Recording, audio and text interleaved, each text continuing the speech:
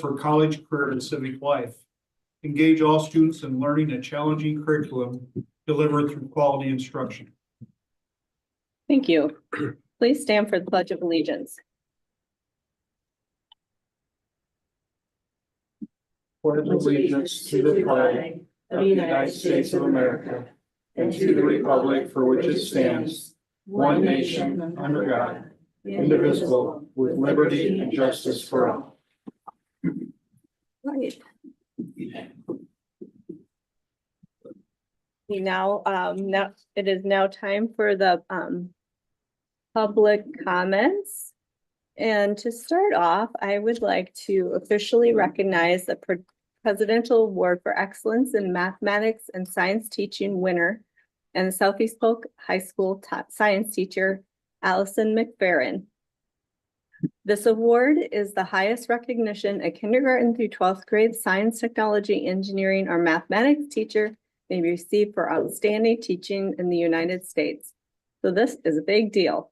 Congratulations. Thank you.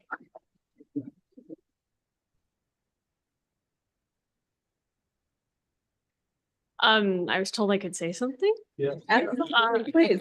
I don't, Rick, I'm sorry I called you your son's name when I walked in. Apparently you're just looking that good recently, that young and, you know. So I graduated from Southeast Polk back in 2008 and I got to start teaching here in 2018, I think was my first year. And it was this year I was asked to fill in a spot for the high school on our equity committee. And I was really honored to be asked because one of the platforms I wrote on when I applied for this award with all the 10 different, there's like 10 different essay questions you have to do and you have to video yourself and you have to go through all these hoops. But one of the things, so I actually pulled it back out before I came and I just, control F'd. How many times in that did I mention equity, diversity, and inclusion? And it's over 20 times. And that's what I wrote all of my essays about, was how I was fighting for equity, diversion, and inclusion in the sciences.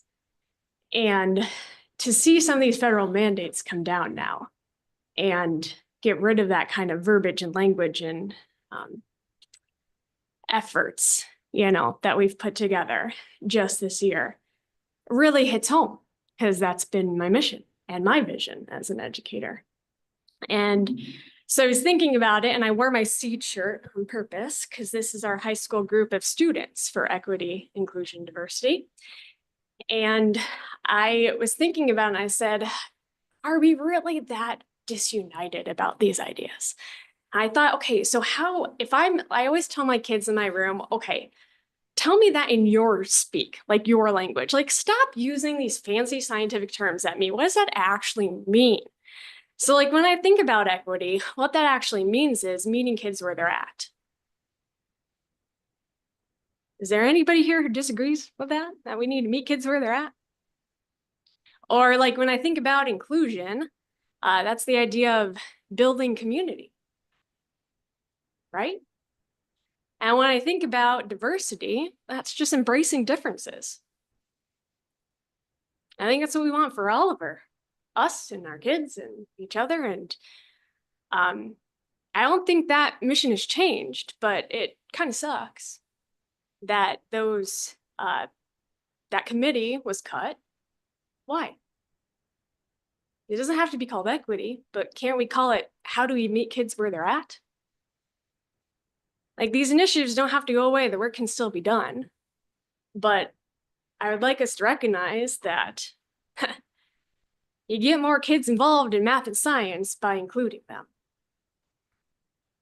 And you get more kids pursuing math and science by making sure everyone is represented. So that's my 2 cents worth. Thanks. Well, Allison, even though you can't remember my name, I want to say Thanks, Rick. congratulations, because our paths crossed at a different school district way back when she was first starting, and I was so impressed with you then. Guess not, I didn't impress you enough that you could remember my name, but You're never gonna let me live that down now, are you? my point is I could tell you were in a class of your own, that you're special, that you really are professional, you care about your kids, obviously. I'm not surprised that you won an award, and we're lucky to have you here at Southeast Polk. I mean that, and just congratulations. Thank you. Appreciate it very much. Congratulations. Thank you. All right. You guys have fun in here. Thank you. Oh, thank you.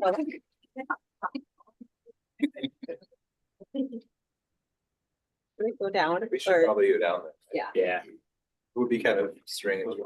Yeah, covering. By yourself.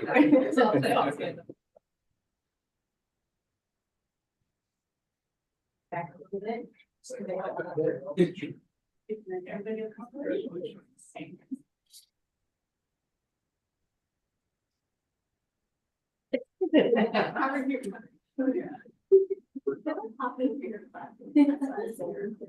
But I also have your kids. All right,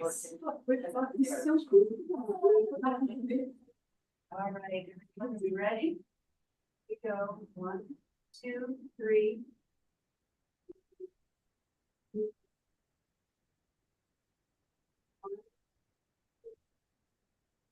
And one more just in case. There we go. Congrats.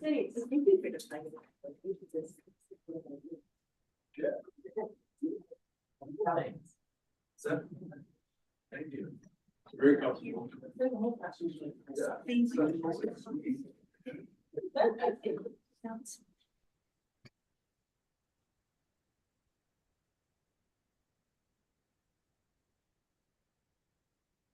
Any other public comments? I don't think we've had any submitted. No. Okay. On to the consent agenda. Do we have a motion to approve? Motion to approve.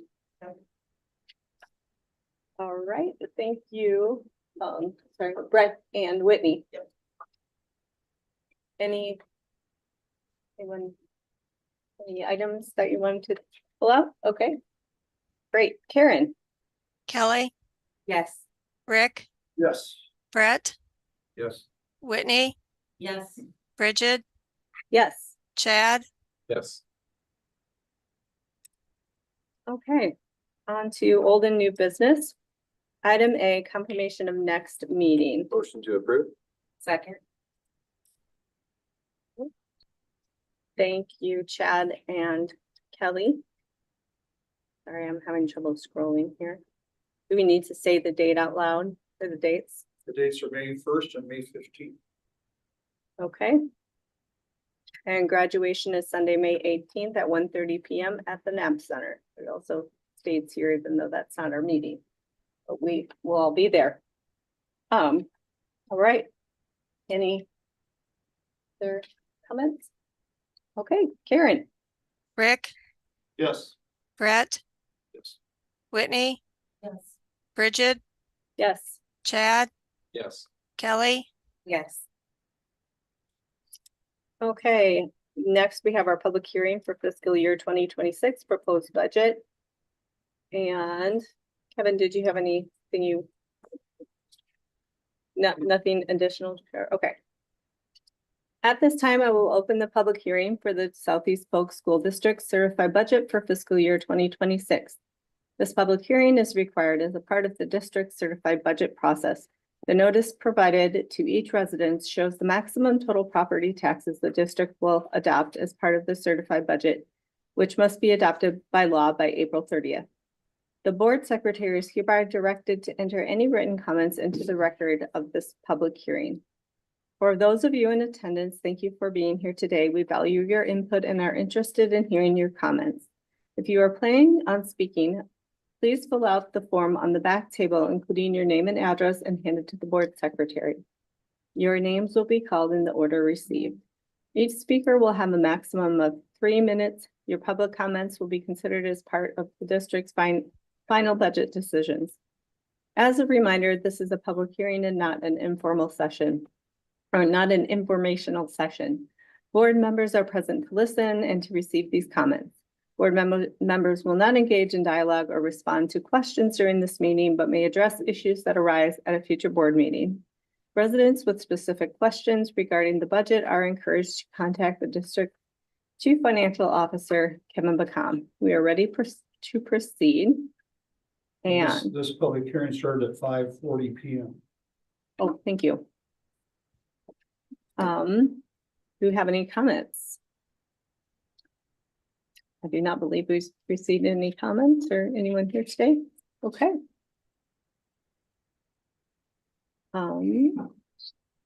We'll go ahead and close the hearing then at 5:41 p.m.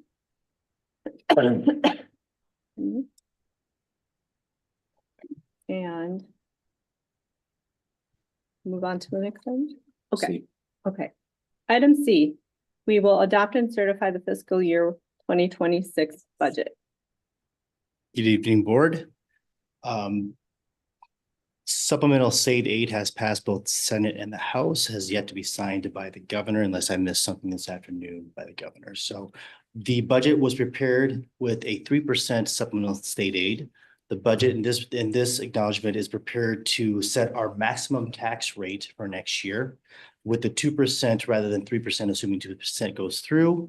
We will adjust the dollars within certain funds to stay no higher than the amount proposed at $15.44253 per thousand.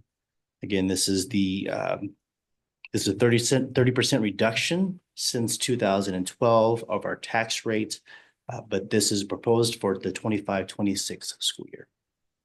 Any questions? That's no change from previous years, right? That is no change from last year. Thank you. Any other questions? I'll make a motion to approve the 2026 budget as proposed.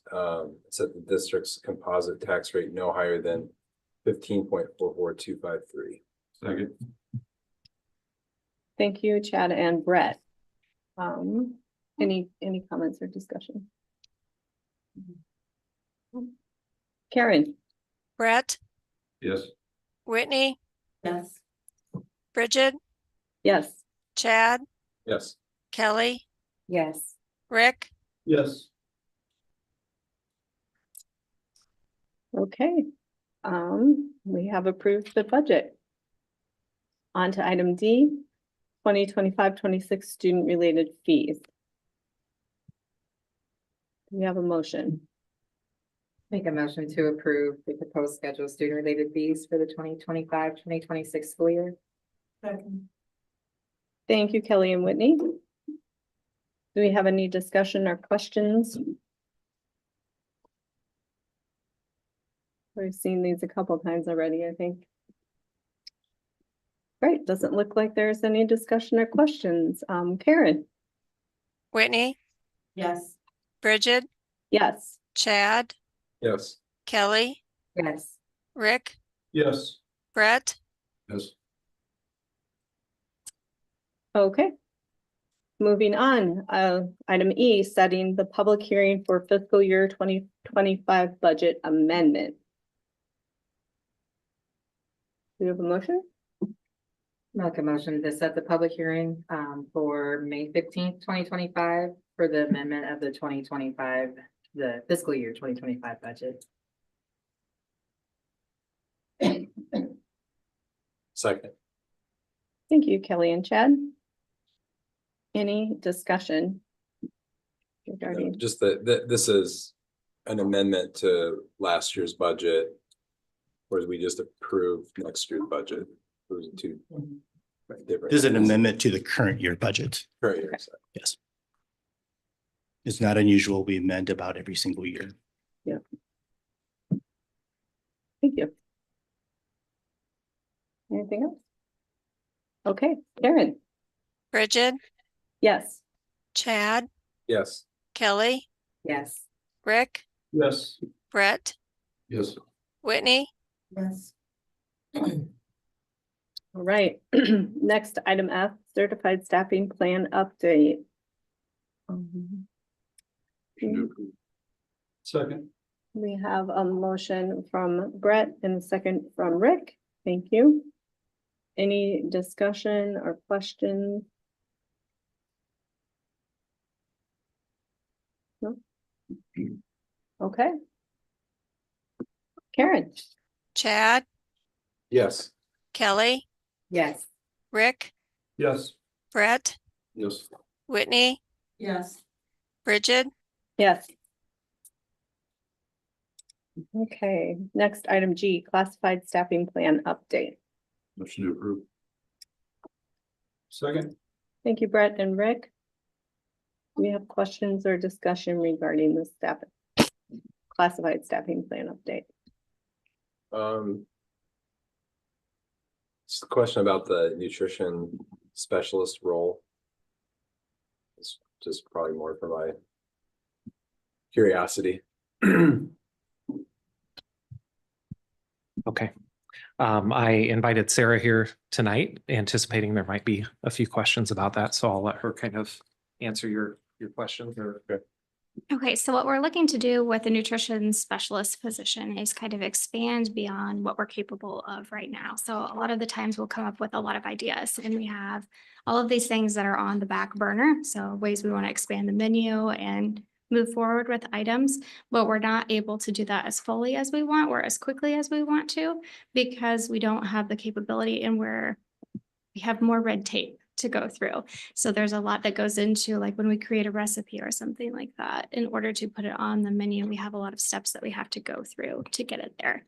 So that's what we're looking to do really is expand what the program and what the district is capable in the nutrition and wellness spectrum. And this person would validate that the recipes, the food that we're serving meets all the requirements, Correct. fits the nutritional guidelines. Do we have a nutritional specialist today or is No. it new? This is a new position. Okay. So currently you're looking at just all of that. So this relieves you of some of those duties to focus on And I think managing the program. additionally, this person would be our eyes and ears within the program as well. They can go out on sites. We can have someone that's able to kind of make sure that we're up to date on all of our compliance issues. Sometimes we get behind on some of those items because you aren't within the kitchen space all of the time. So you might catch something after the fact. So we'd like to be ahead of those items and be able to look at it and come at it from more of a proactive perspective rather than a reactive perspective. You don't have the bandwidth to do all this. No. It's one person. I mean, we can only do so much. I think, you know, I think we have a very successful program, but I think what we can do could be more. That's what I was gonna ask. Do you see this expanding later? Do you think one is gonna be enough for you or, you know what I mean? So right now, we're looking at one for the entire district and all the buildings in the district. Is one going to be, basically it's enough? You know, if we were really dreaming here, I mean, I think you could expand it in a lot of different directions. You could go with kind of like a chef concept where you have someone that is able to kind of like go into the buildings. They can still do a lot of the compliance things, but they can add a lot to the overall menu. So, I mean, I think if you're really dreaming about all of the different directions that it could go, I think, you know, there could be more in the future.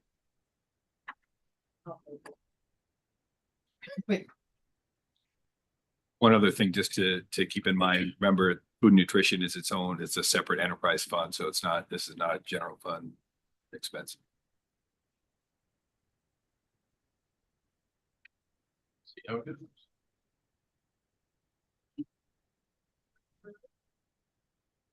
If anybody has any questions about that, just to reiterate what Dr. Lupnick said, it is an enterprise fund separate.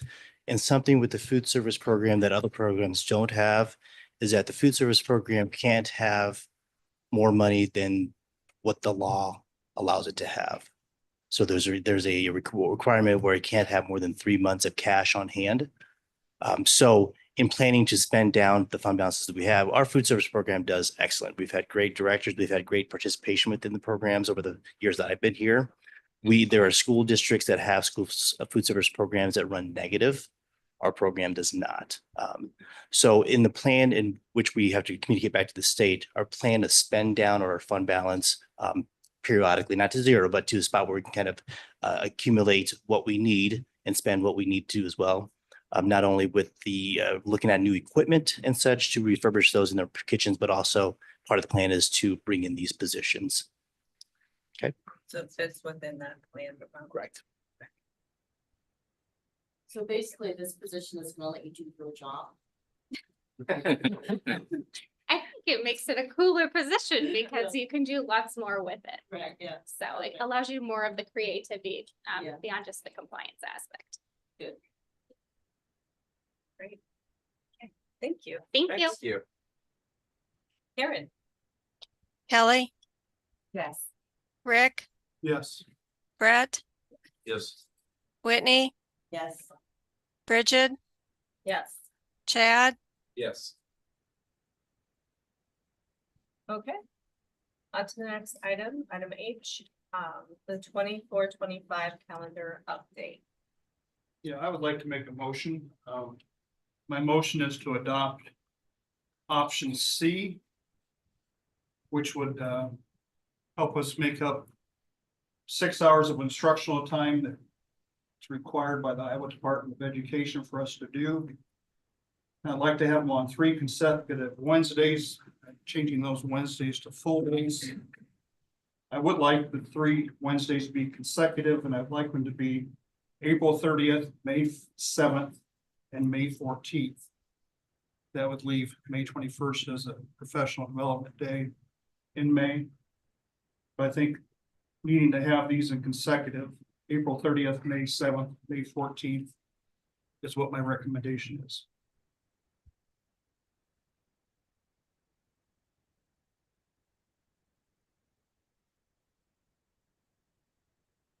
Is that his motion? Yes. So second. Oh, okay.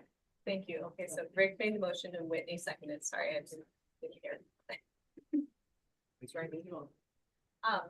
Discussion. I know we received some emails from everybody, it seemed like. Two that stand out are probably the teacher associates and and just the elementary as far as professional development stuff, because it is different. I think we heard, at least I've got a lot more probably from the high school. Not as many from the elementary. It didn't seem like the communication got out to the elementary for some reason, but once it did, then they started going in, and those were the concerns on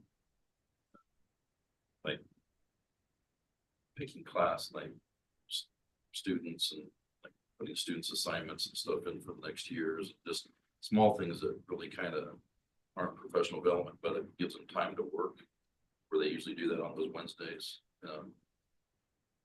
Because the administration, I guess, talked to their principals, and how the communication's been going with principals on some of those issues that. Yeah, we talked about that at length at our principals meeting this week and came up with lots of different potential scenarios depending on what the board decides tonight to address those things. And so were the elementary principals satisfied with being able to get all that stuff done on not having that extra time for staff on Wednesdays? Yeah, I think they were looking at utilizing that the time where the teachers have to fulfill that other contract day to set up a way to utilize that to take care of those tasks. So I think people were kind of waiting to hear what exact direction would happen tonight before they actually made a full-fledged plan. And so if we go with the Wednesdays, I like the Wednesdays because it doesn't add a day for both. But on the professional or the last day, can you just remind us what the staff is going to do to make that time up? What was the? Sure, it's to read along. It's in the recommendation there, but so the last day of school for students will be Wednesday, May 28th. Then Thursday, May 29th will be a professional learning day, which is half district, half building level. And then the Friday, the 30th would be the teacher work day and then check out, et cetera. That one other day, teachers would work either in individuals or in teams with their principal to set up a plan between now and the 30th to make up those required contract hours. Okay. Yeah, I just want to know. Yeah, sure. So feel like I'm in court. Or, yeah, to get it on the record. Teacher associate pay and possibilities of having. Sure, if we went to the full day Wednesdays, obviously the associates would be paid for that extra time. And I know some of the concern was that some of them had other commitments. Just things like that, if we assured that we're gonna have enough staff. Principals were working individually with staff to figure that out. On the flip side, I know that Leah Morris was looking at kind of redeploying existing associates to areas that could possibly be short to kind of substitute as needed if needed. And that's both elementary and Right. high school, so.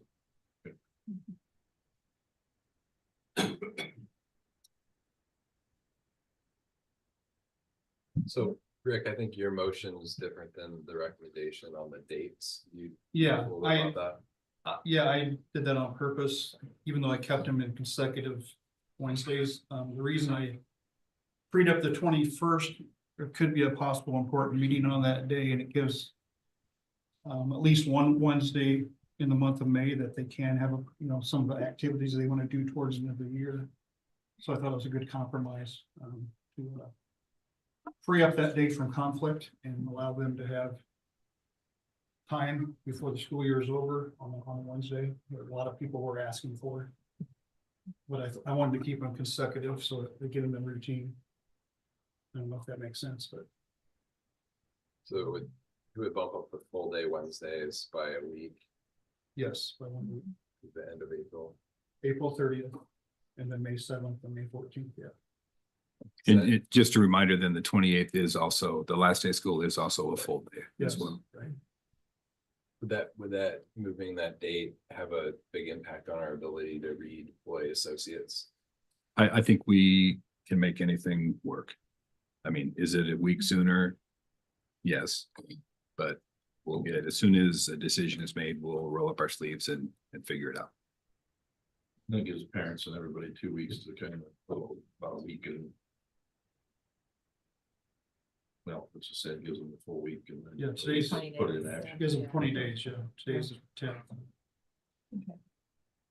I would say the majority of the emails that we received were, and I guess that I read were in favor of doing the Wednesdays from the teachers. Mhm. Yeah, I would say I received a mix. I feel like a lot of the concerns that were expressed in those who weren't favoring making up time on Wednesdays, a lot of those concerns have been addressed, or I'm confident that they will be addressed in terms of student learning opportunity at all levels, pre-K through 12. I think this is where the time will have the biggest impact for the kids learning as well. So that's what ultimately drives my decision. Yeah, I would agree with you. It's our top listed core value, students first, right? Yep. So if we think this is what's best for the students, then I'm on board with that. So what, you got anything? I agree. It's more school for you. Yeah, right. That much smarter. I do need to clarify with Rick that he's changing that part, but keeping that part the same. Oh, okay. We want to just clarify that the dates are changing into the first student instruction hours, but the staff contract dates. Yeah, the motion, the staff contract days will still, their contract last day will be May 30th. And the student's last day will also be May 28th as outlined in our calendar. So it doesn't change those days. If we go with option C. But also just to clarify, Rick, you're saying with the staff contract part, you're saying as the recommendation is in the agenda? Yes. Okay. Yes.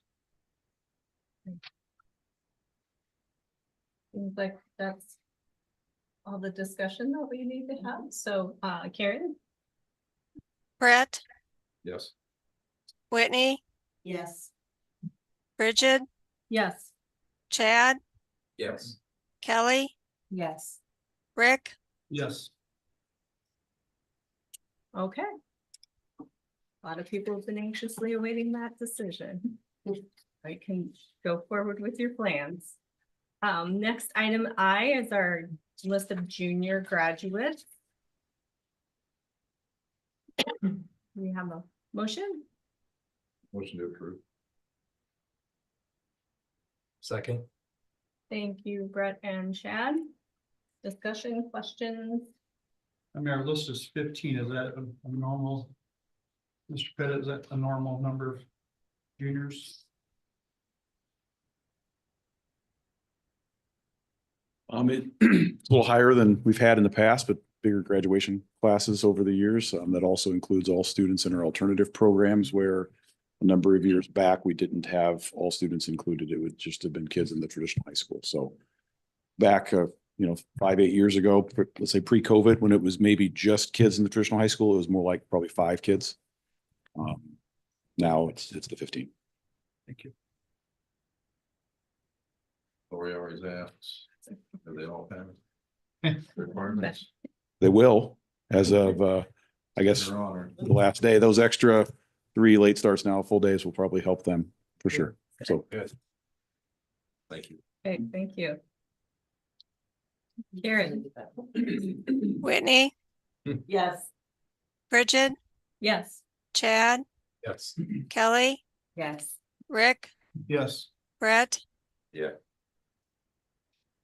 Okay, on to topics for discussion. Item A, superintendent's report. Thank you, board. Some good news and highlights. I'll say from the last month, but it's really from the last 2 weeks because we have our shortened April board meetings this year. A few things, our board visit at Clay. We heard from a lot of students, a lot of good things, and had a chance to visit classrooms. That was a fun morning. Speaking of fun mornings, the Bill Birch Scholarship and Recognition Breakfast last Friday honored many students. It's always great to see the pride in both the students and the parents alike on that morning. And congratulations to Humanitarian Award winner Sophia Jeweler. The district office and alternative programs building continues to make progress. It's on schedule. Final inspections are now scheduled for the end of this month. It's kind of amazing to say that out loud, with punch lists and walkthroughs to follow probably over the next week or two after that.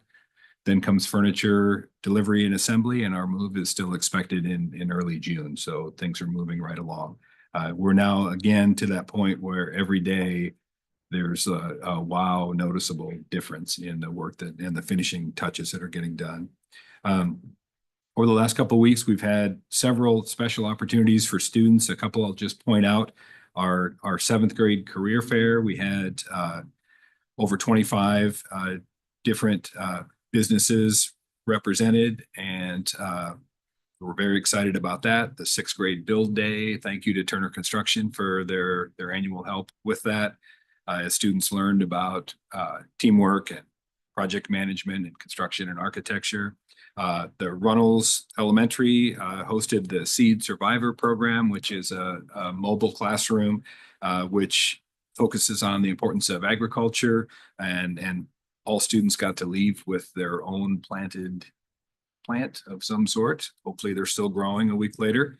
And then also our high school RISE class hosted a career lunch and learn during all 3 lunch shifts, focusing on business and the arts, which was also wildly successful. So just some extra above and beyond things over the last couple of weeks.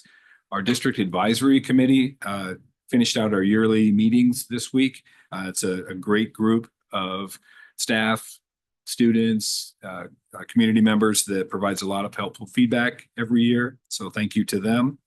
I shared a little bit, but couldn't say out loud our graduation and dropout rate data at our last meeting. But from a graduation rate standpoint, we continue to be solidly in kind of the mid 90% range, 94 point something percent, where the state's at 88%. So that is good news. And we lowered our dropout rate in half to 0.8%, which is fantastic news. The state average there is 2.6%. So hats off to all the people that work hard with all of our students. And then the final thing, just calendar communication. So you're aware, Jeannie and I have been working over the course of this week to get ready. So first thing tomorrow, we can push out communication of the decision that you as a group just made so that everybody has a chance to start planning. So with that, I'll take any questions. Thanks. Thank you. Right, next up is the monthly business services report.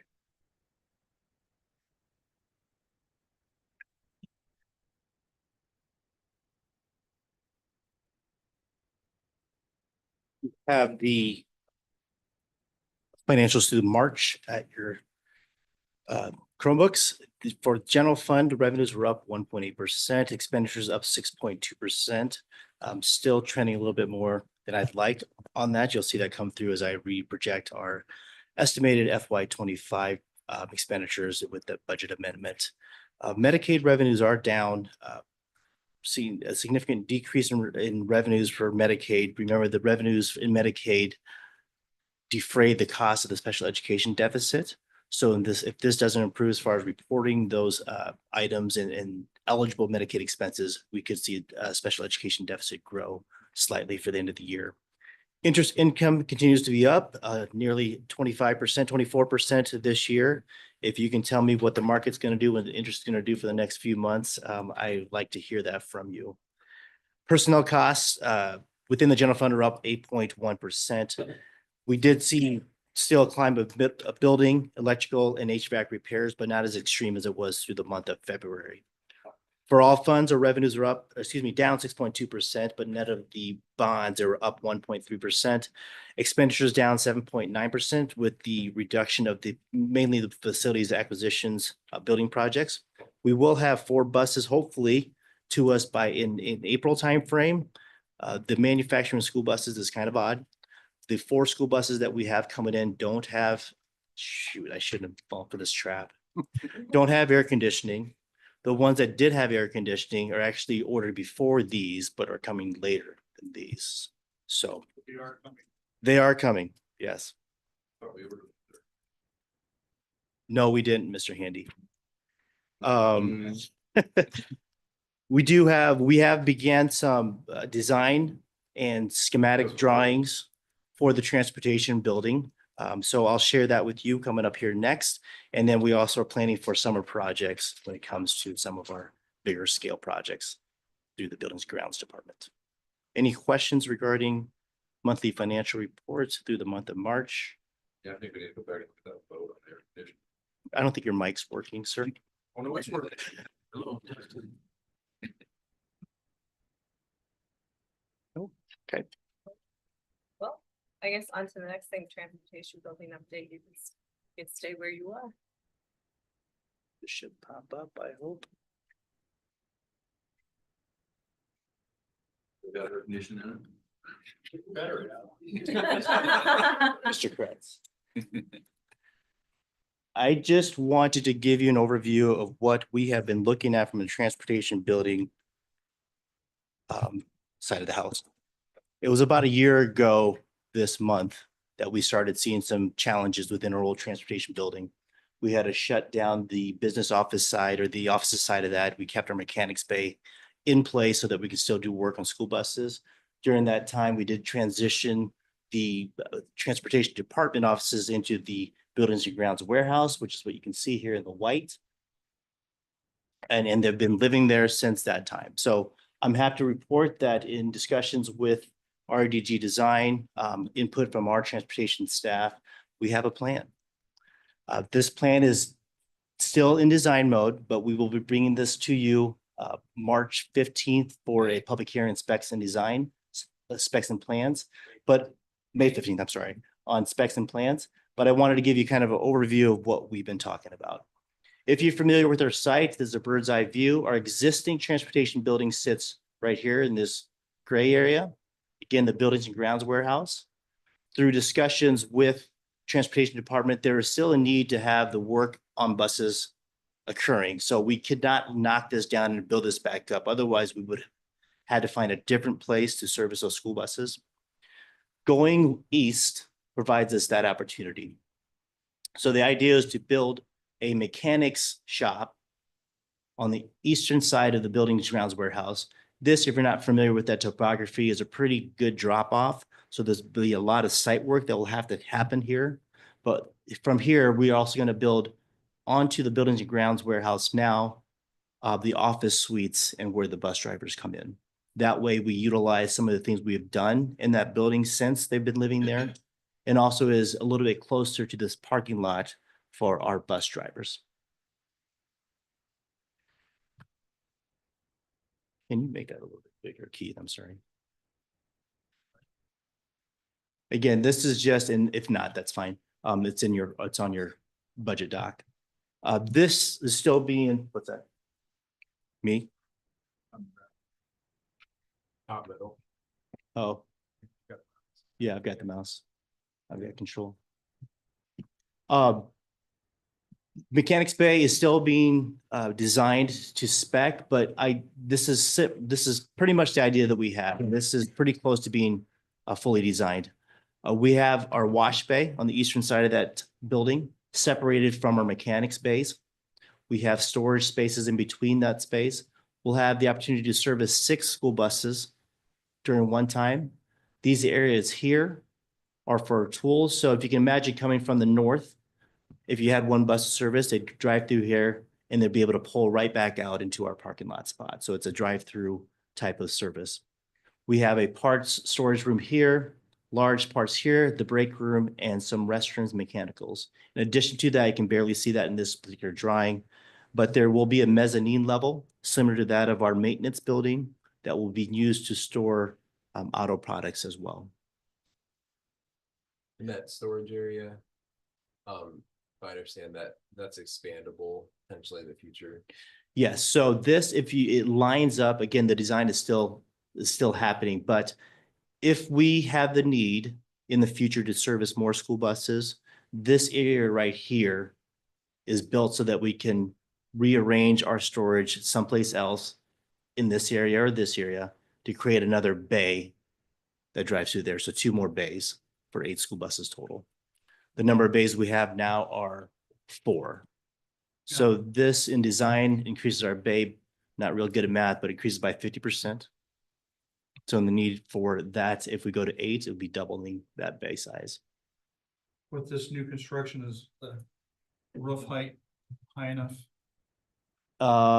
We just got those numbers and it is yes, it's high enough to lift the buses to what they are. Do you remember those measurements, Mr. Kratz? Well, I know the door sizes, we're going from 12 feet to 16 feet on the door height size. And that alone is.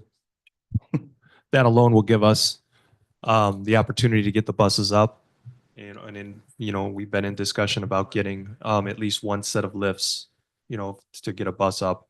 And then, those are not inexpensive. They're about 45,000 is what they start at just for one set for one bus. So if we have to start with one set and maybe add down the road, we can. But yes, plenty of height. And also the wash bay, we were concerned with the current facility that at the top, there's an opening where mold was creating and stuff like this. Is this new design going to take care of that? It's going to. I believe the segregation of the wash bay and the additional storage spaces in between that and the rest of the area. Spot in between. Yes, yep. Okay. Mhm. And the building that it was in now was built in 1991. So there is some degradation to that building that caused that challenge. I just know that the day we visited, several things were pointed out as problems. I think all of us want to make sure that those are addressed. With that old building, is there a way just to get it out and just use it as a shed and not? I'll get to that here. There's a little bit more for this so this is just the mechanics area. Wanted to go further just from an office space area. So right now the director's office is in the corner. The offices in which we established with our routers, our student liaison with the buildings, and then our assistant position as well. This is a break room, the space where the bus drivers would come in, clock out. This has changed already. We have some places for workstations where they can do their bus referrals. We'll have spaces for copier and walk-up machines. What you don't see here is that during the transition of moving the transportation department into the warehouse, there is a bathroom set up right here on the other side of this wall. So allowing us to attach to that building allows us to use that restroom. We are looking still to, if there is any need to increase restrooms from a compliance standpoint, we'll be looking at that as well. What about meeting space for them? I know the meeting space that they had in the old one was small, but they couldn't have a meeting. Yeah, so we can't build a large conference room in the site that we have. We are bound. I'll go back to the site. We are bound. There are some inherent issues or challenges with the site. There's some red dotted lines that you see here and also running this way. Those are utility easements. So we can't go over those utility easements. We got to stay away from those areas. In talk with Mr. Kretz, when they've had those conferences in which we need to gather people, they do it offsite at the junior high, if I recall.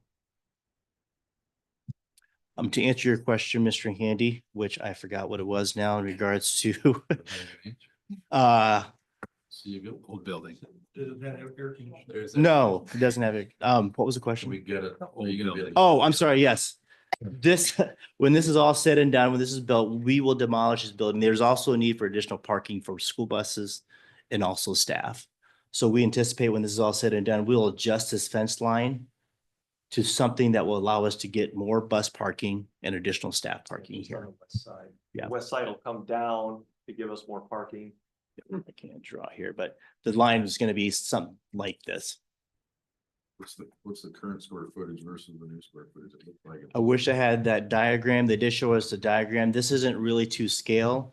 What's that? The new one's bigger. It is much bigger. I will tell just, this is, I don't remember what the square footage is in the building now that we have, but from a layering design aspect, that building was like around here. The new maintenance building that we have, which is much larger than transportation building, is still smaller than this building. Yeah, Dr. Wildnick, you had a, Yeah, we Yeah, have it. I just didn't put it in the just doesn't have it presentation. there. okay, maybe that's something we could. Yeah, I'll share with you guys tomorrow. Yeah, and I guess my only question is obviously we all know cost of building and stuff goes up as time goes.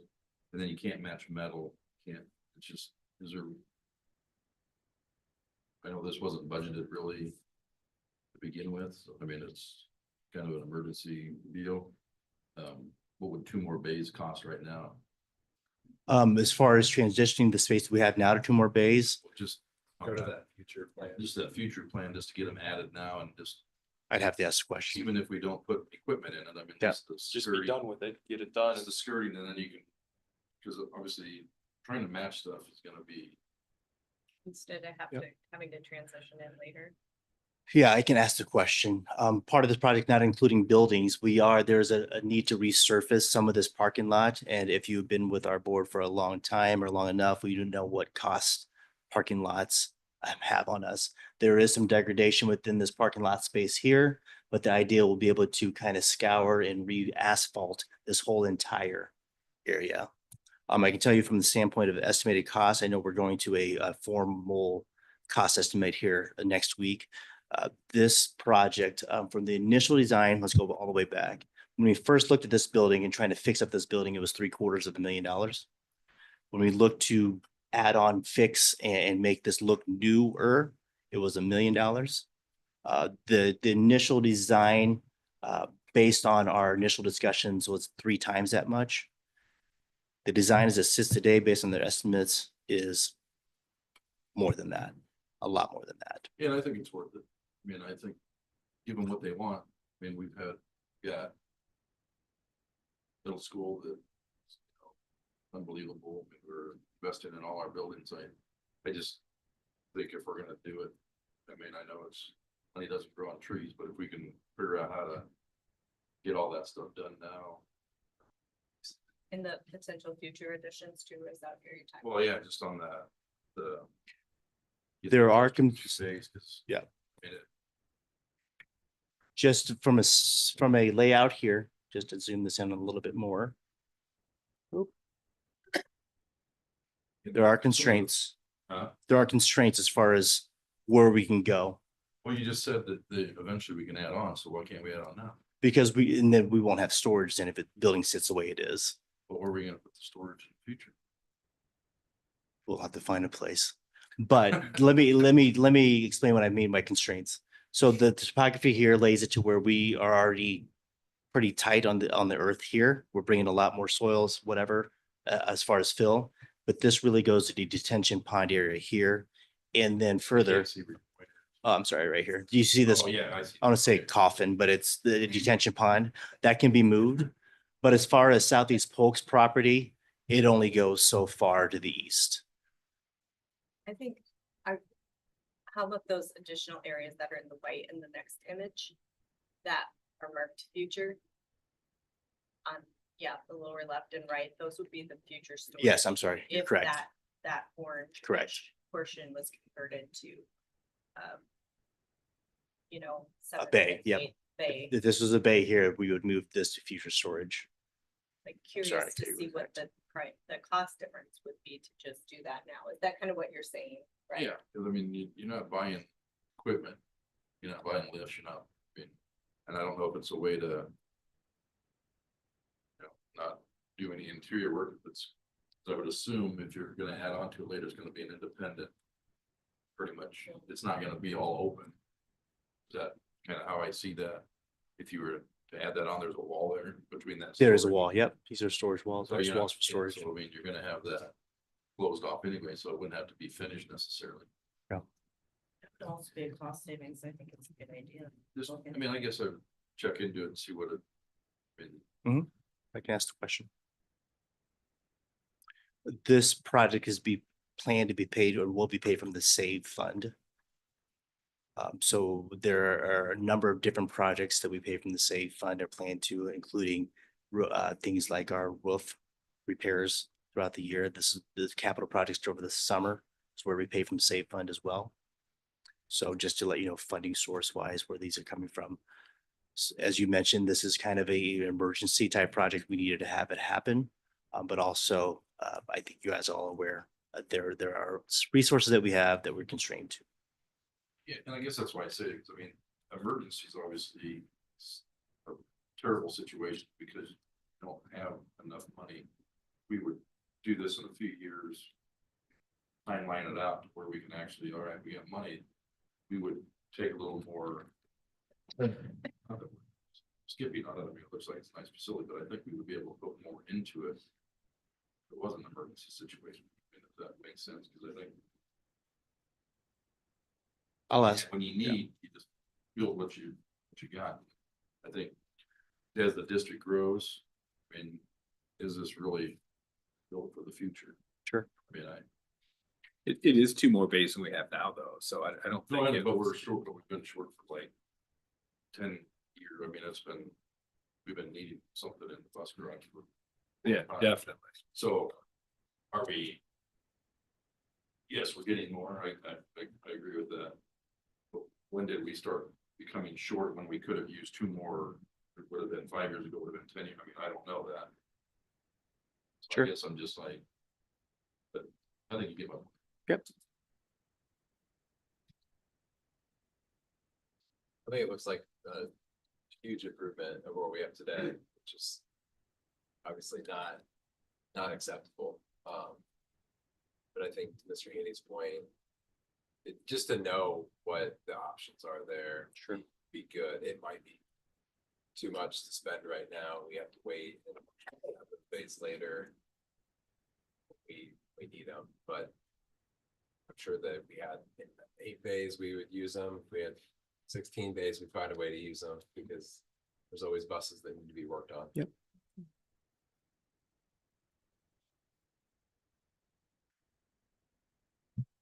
Great. Thank you. Thank you. Wait a minute. No. Thought it was gonna be an air conditioning question. In a second, another one. I don't know who started. All right, item D, student engagement update.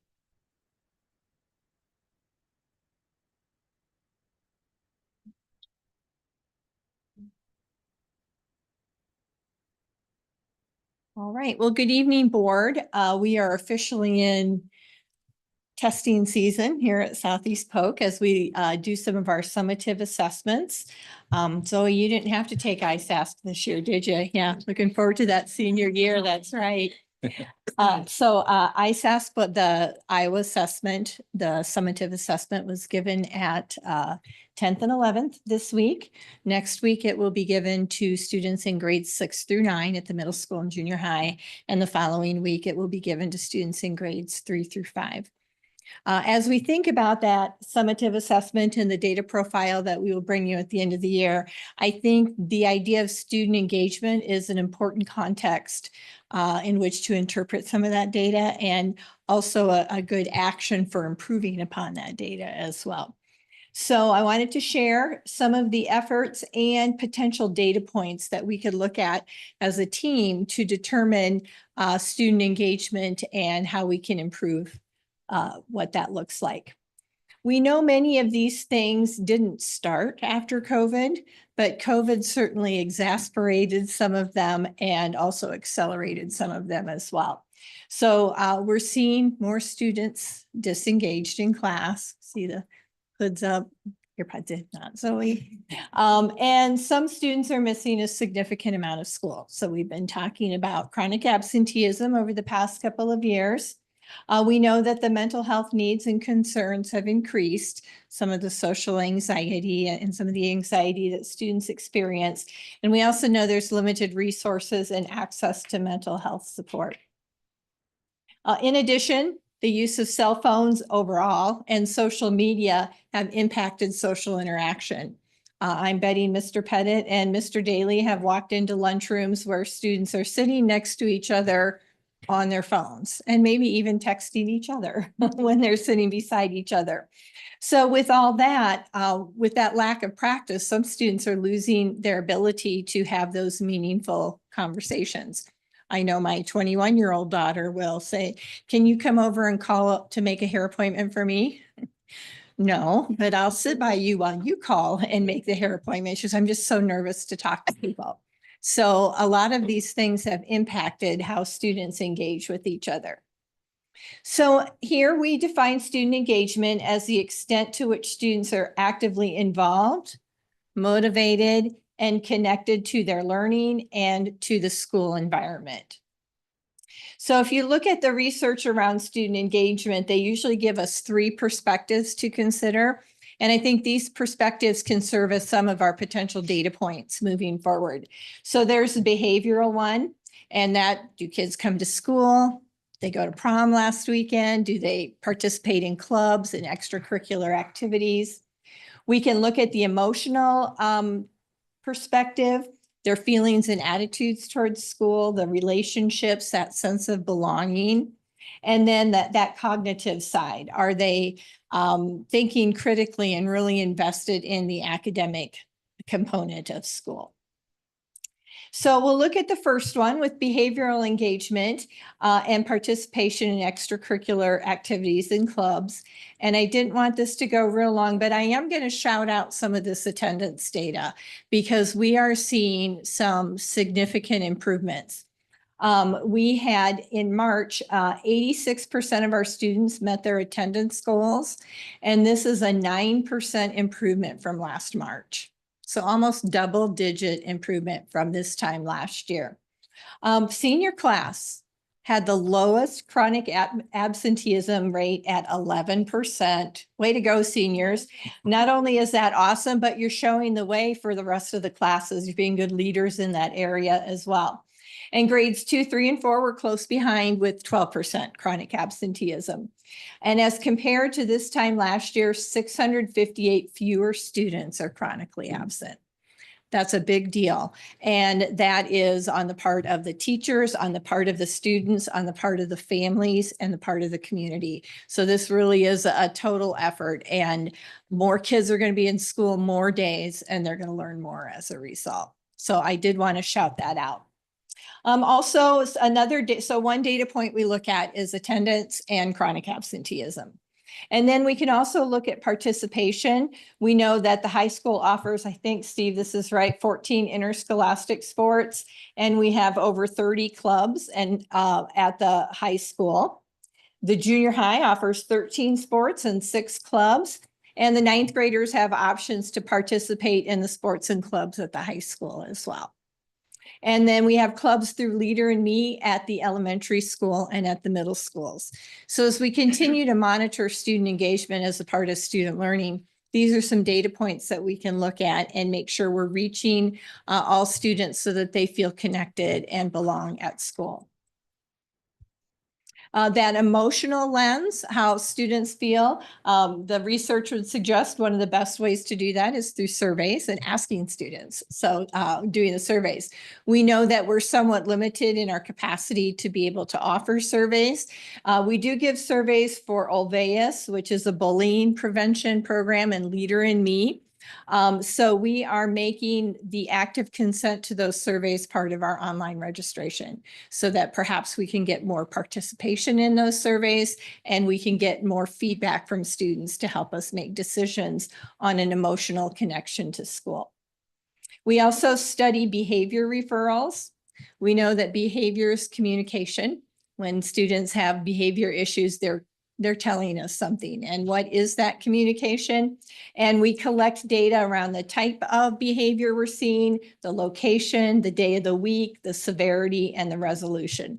So those are all data points that we currently keep in Infinite Campus and that we can monitor as we look at student engagement. The cognitive side, of course, the academic performance, and we look a lot at that data. But again, I think the context of student engagement will be an important one for us to look at as a team as well. We know that advanced coursework is one of the indicators. As Steve shares every year, the participation in AP courses is continuing to increase, as well as the performance in those AP courses. And we have nearly 2,000 enrollments in dual enrollment courses. That's both semesters. So have that opportunity and different pathways for our high school students to take. So what are some of the responses and actions that we're taking as in regards to student engagement? Well, one is cell phone use, and I want to thank you as a board for strengthening the oomph behind that policy. When I met with teachers this fall, they could really tell a difference in how students were engaging with each other in school. So I thank you for standing behind that policy and supporting teachers and enforcing that as well. We have offered this particular course the last 2 years in a row and have had a really good group of teachers who take that. It's called Confronting the Crisis of Engagement. And these are some of the premises that we realize when we are studying together, that we know relationships are essential. We know that having high expectations, good attendance, and participation are essential for engagement, what we talked about with the behavioral. We know that we can help students deal with struggle and challenges. What do we do when that work is hard? How do we cope with that, and how do we keep leaning into that? We know that we can increase students' ownership of their own engagement in learning. It's not our engagement, it's their engagement, and how can we get student ownership? And we know collaboration is important to consolidate your learning, and that learning is a social endeavor. So when we look at the different ways our new generations are interacting socially, and we also know that learning is social, those are some accommodations that we're going to have to work through for student engagement. Another thing we have in place is a task force related to student engagement. And this is one, it's under culture and climate, where we have both an elementary engagement group and a secondary engagement group. So we have, again, those 3 perspectives, and we talk about the types of engagement. We know there's compliance.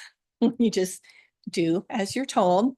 We know there's strategic compliance when you do just the bare minimum in order to get by. And then we know there's authentic engagement when we're fully invested in their learning. And of course, we're working towards that authentic engagement.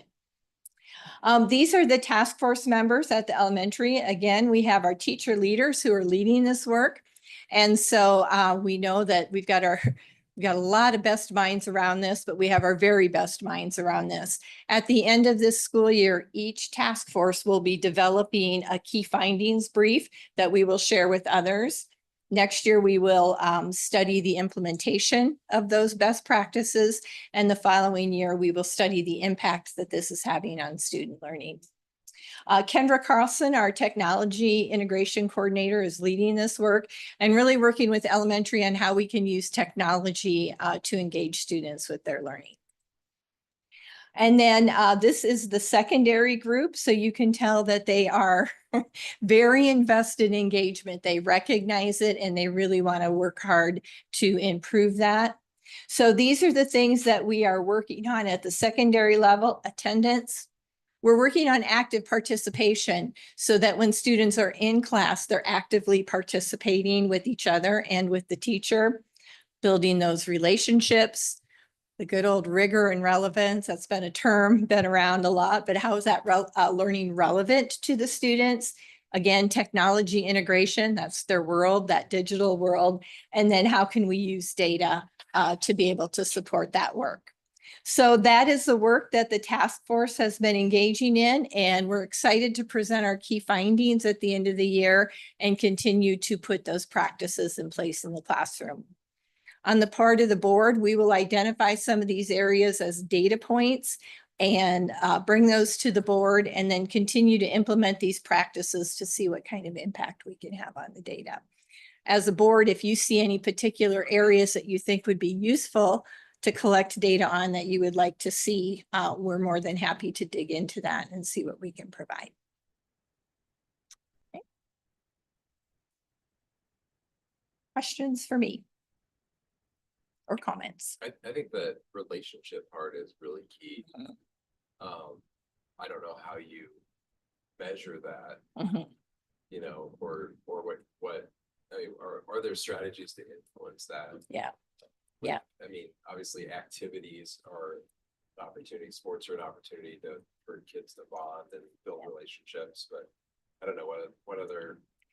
When those people who took the class and they were looking at the adult student relationships, because when we gave conditions for learning, we looked at student relationships and adult student, and they used many strategies, but one was called 10 by 2, where you identify a student that maybe you don't have a strong relationship with, and you just chat with them for 2 minutes a day for 10 days in a row. And we had a lot of people implementing that and found that it had a really powerful impact. So you think it has to be something really big, but just making that connection, like, I see you collect Pokemon cards, you know, what did you collect this week? 2 minutes a day, 10 days in a row has a really powerful impact. And that's one of the most popular strategies that teachers have been using. I appreciate that feedback on the cell phone policy and knowing that that's really having an impact. I know in conversation with other board members from across the metro, being curious to hear the experiences of others and how that's been playing out. And I'm glad that we will have positive feedback to share. One thing that stood out to me was that that part about behavior is communication. And I feel like this isn't the first time we've heard that probably from you, but to me, that is just so powerful to kind of switch the flip or flip the switch for how we approach and respond to behaviors. Yeah. And you probably heard that from Avie Anderson. She's the one who taught me that, our at-risk coordinator. And when you really look at it as communication rather than spite or being naughty or trying to get at you, it really does put a different lens and a different way to solve that problem. So yeah, I agree. So I'm really curious with the behavior referrals. Are you going to release any of this data? I would love to know the days of the week and how that correlates with coming back from long breaks and things like that. Half days. Yeah, we look at it pretty regularly, but we can certainly compile some summaries of that. You know, when you're ever looking at it in one point in time, it's always contextual. You know, are you coming from a vacation? Are you moving into a break? And so we can look at some ways that maybe we can summarize that data over time. So it's really interesting because I mean, numbers. Yeah, they do. Well, and I know like at the junior high and other buildings, they've paid attention to that. So, you know, if it's happening in between classes and by this bathroom, then we're going to have more adults out there in between classes. So it lets us respond to the data as well.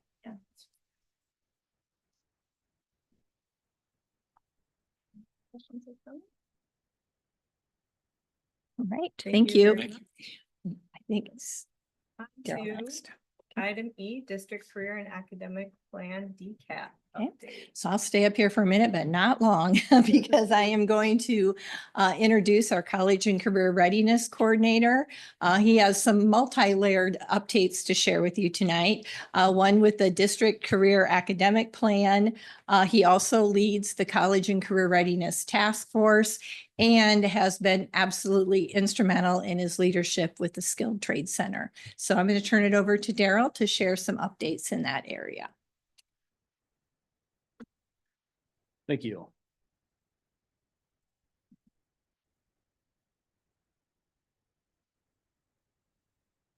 Been asked to talk to a couple things today. One is about our DCAP, which is our district college and career and academic plan, our CCR task force update, and an update on the new skilled trades building as well. So we'll kind of look at those three things today. There's our full DCAP linked for you there. It's over 50 pages long. So we're not going to go 50 pages through that today, but there's our team. We attended 2 Heartland AEA sessions around refining our DCAP for the district with that. And really wanted to focus on what's new to the DCAP this year, and that is work-based learning has been added to that piece of the DCAP. So that's kind of been what our focus will be, and has been this year, is how are we going to tackle that piece. Work-based learning also enters into the post readiness index score for us as well. So that's also another important piece that we've kind of been looking at, is our work-based learning opportunities for students. And they kind of changed the definition on what work-based learning opportunities are for students. It used to be like if you took a student to a tour of a business or whatever, that would be a work-based learning opportunity that they've got. They've kind of changed that to now as part of the connected learning piece. So work-based learning has to have some sort of ongoing engagement with a business, or be a pre-apprenticeship program or a registered apprenticeship program, or contain an industry recognized credential. We'll talk a little bit about that as we move on, because those are some of the direction that we've kind of moved forward in work-based learning. And if you want to read the full state definition of it, I've linked that there for you as well. So we do have 5 quality pre-apprenticeships available now at the high school. We have our Introduction to Apprenticeship course, which introduces students to all 16 of the area apprenticeships that are available. It is a quality apprenticeship course recognized by the Iowa Office of Apprenticeship. Used to be, just so you know, the Department of Labor used to monitor apprenticeships, both registered and pre-apprenticeships. Now Iowa has its own Office of Apprenticeships, which monitors those. And so all of our programs are registered through the Iowa Office of Apprenticeship and approved by them. So Does quality have a special meaning in this case? the quality piece with the quality pre-apprenticeship is the name that the Iowa Office of Apprenticeship gave it. And it in terms of, because there's very specific things that have to happen to make it a quality pre-apprenticeship program. So you just can't, anything just can't be a quality. And so there's certain standards we have to abide by to make it a quality pre-apprenticeship program. And so that's the quality piece to it. And all of ours meet the. All of that. All of ours are registered through the Iowa Office of Apprenticeship. Correct. Yep. And so that was our first one, was Intro to Apprenticeship. We offer that 9 through 12 for our students. Our second one is our Construction and Technology class. It is also a quality pre-apprenticeship program. It is connected with the Carpenters 106 here in Altoona. So it gives our students advanced standing and direct entry into those programs by completing ours with us. So that's available for students in grades 10 through 12. We have our Electronics and Residential Wiring program, which is a new course for us this year. It's not a new course. We just put the standards behind it to make it a quality pre-apprenticeship course. And I think that's something important to note too. Of all the classes that you see here, 3 out of the 5 were existing courses that were already taught at the high school. We just incorporated the standards needed to be to meet that quality pre-apprenticeship program within our course. So we didn't have to add additional pieces to it. So our electronics program is a part of the Des Moines Electrical Apprenticeship Program. This is a really neat course because If you graduate from high school and wanted to be an electrician, for example, you would need to take 6 courses your first year after high school in your first year to be an electrician. And you do that for 5 years. Taking our course, you only take, that's 5 of your 6 courses out of the way from your first year. So our kids graduate with us almost being a year 2 electrician into their program. So it's a huge up for our students to be part of that program if that's what their career path is. So our newest one that we just added, we just got approval for last week, was our advanced metals course with advanced welding and CAD. If you enrolled in those 3 and you successfully passed those 3, that's a quality pre-apprenticeship program with the sheet metal workers, the LU 45 here in Des Moines. So students can roll right into that class. And they will also be given advanced standing into their program, which means they won't come in as a first day student as they come in. They know that if they've taken our courses that meets their standards, which we've walked through with them, that they're well beyond a first day student with them. So that's our newest one as of last week. We do have one more that we're currently have turned in. We're getting our approval back on right now, and that's a new course we have at the high school next year. It's plumbing and HVAC. And that is a quality pre-apprenticeship course as well that we applied for with the 33. And those kids also get advanced standing coming into the 33 with that as well. So those are the 5 quality pre-apprenticeship programs that we have available for our students. So any questions on quality pre-apprenticeship before I move forward? And there's a pathway for each of those. Yes. With unions or. Correct. Yeah. Correct. Yep. We also have, currently we have 4 registered apprenticeships that we have students involved with. Diesel Tech continues to be our most popular registered apprenticeship. We have double-digit students that are involved in that program with them already, with Ascendance, Brown Lease, and Metro East as well. We have automotive techs. We have a couple of them out at Lithia. CNC operators are out at DZ. Welding with John Deere. And just last week, we added Vermeer to that because they have their new plant here in Des Moines.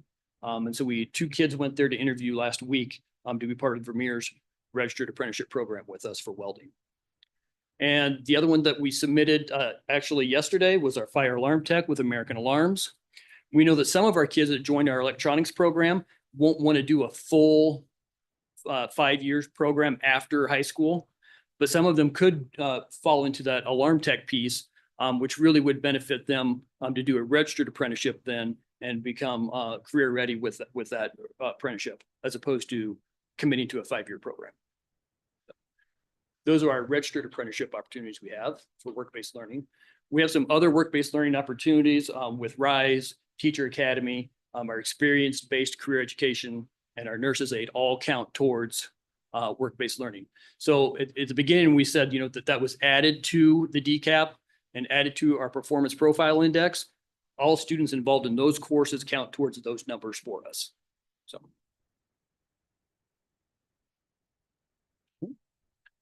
CCR task force. So those are the members of the task force committee. And we've kind of been working on our 4 meetings that we have throughout the year. So our first meeting, we kind of went over the data. We looked at our Zillow data, our post-secondary intentions, where our career interests were for our students. We looked at the students' ICAPs to see what kind of careers that were suggested for them through Zillow and what kind of careers that they suggested for themselves or they were most interested in, to kind of see what our students were interested in. Our second meeting, we came back and we started to discuss what our career pathways look like for high school students. So if I wanted to be an accountant, what classes do I take? We realized we didn't have a really good answer for that, that everybody could answer by looking at something. We met with Urbandale. We met Darlene Wagner came out with us for our 3rd meeting and talked to us about Urbandale created career pathways in their schools. And I'll show you on the next slide kind of what that looks like here. Our next meeting will be May 6th. We'll go on this. And I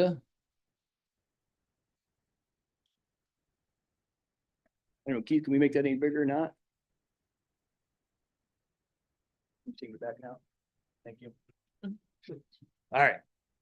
I know it's hard to see, but so in the blue are some career options. So there's some, and this is Urbandale's example, obviously.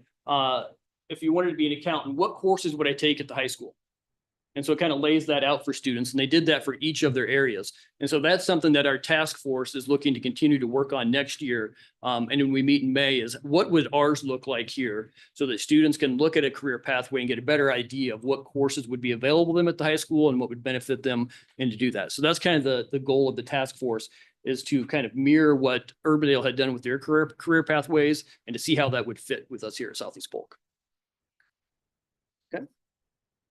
Any questions on our task force? All right, we'll move on to the last one. Our Skilled Trades Extension Center. Mr. Handy, yes, we do have air conditioning. Thank you to Plum Supply and Dusty Sheets here in Altoona for making that happen for us. We took occupancy of the building on January 30th of this year. We have temporary occupancy. We need 70% of the grass to be established before we get full occupancy. And so as soon as the weather breaks, hopefully that will come out for us and we'll be good to go. Out of that building are 4 of the 5 quality pre-apprenticeships that we have. Will be using that building. The one that you'll see missing is our new one, which we are sheet metal program, which will be back at the high school still, but 4 of our pieces will be using that building as well. We're currently in phase 2, I would say, of the construction piece. The building's done. We have occupancy, but we didn't want to have an open house and just have a wide open building for people to come see. We wanted to see what does it look like for our electricians that are going to be there? What's those modules look like? What's our construction modules look like? What is HVAC and plumbing going to look like in the fall for us? And so we're currently in that phase of getting those built out. So our students are working on that for us right now. I got a couple pictures for you. I don't want to blow the too much thunder for our open house on the 23rd, which you guys are all invited to with that. But there is the building. And from the mezzanine up above, you can kind of see to the right there, we've got our electricians panels almost completed. So we'll have those completed before we get to the grand opening. You can see our construction class has already been working on building 2 sheds within there in their construction corner. And then in the far left, you can't really see it there. This is in the fall, this is where our plumbing and HVAC pieces will be put together, which obviously we don't have that class until the fall, but it will kind of be in that corner for us as well. So that's kind of an update on where we are with the building. And so any questions? All right. Thank you. Amazing. Appreciate it. Yeah. Thank you. Thank you. See you next week. All right. Well, last but not least, final item is a Metro Board meeting update. I guess that's me. Huh? Well, I have been working along with some other members of leadership teams from other school boards in the area to have a second Metro Board meeting. If you recall, we had one a year ago, thanks to the work of Mr. Handy and the partnering with the Waukee School Board. So we kind of got it. Waukee wanted to continue that tradition. So Michael Trott and I came together, and who is a Southeast Polk graduate, by the way, if anyone remembers him. He is the president of the Waukee board currently. Came together, and then we pulled together some more representatives because we found great value in it. A lot of board members found a lot of value in it. So it will be April 30th on Wednesday. Doors will open at 5:00 p.m. and it'll be at the same location at DMAC.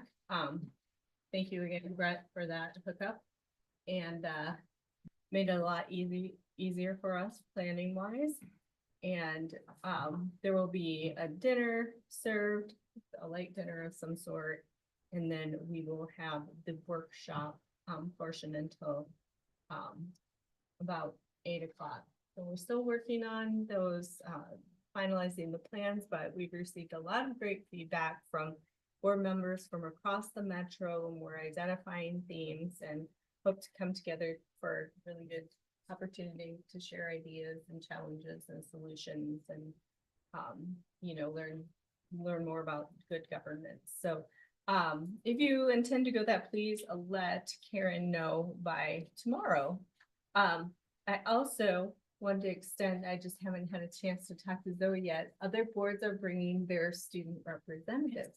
So I asked Karen to share the invitation with you as well. So you're invited, and I need to get in contact maybe. Well, we can talk after the meeting. That's fine. Okay. But pretty excited for that. There's a lot of excitement and energy across the metro to make that happen again. And that's, any questions about that or anything? I think you all received an email with all the details, so. All right. I think that's it. Motion to adjourn. Second. Thank you, Brett and Rick. We are adjourned at 6:56 p.m.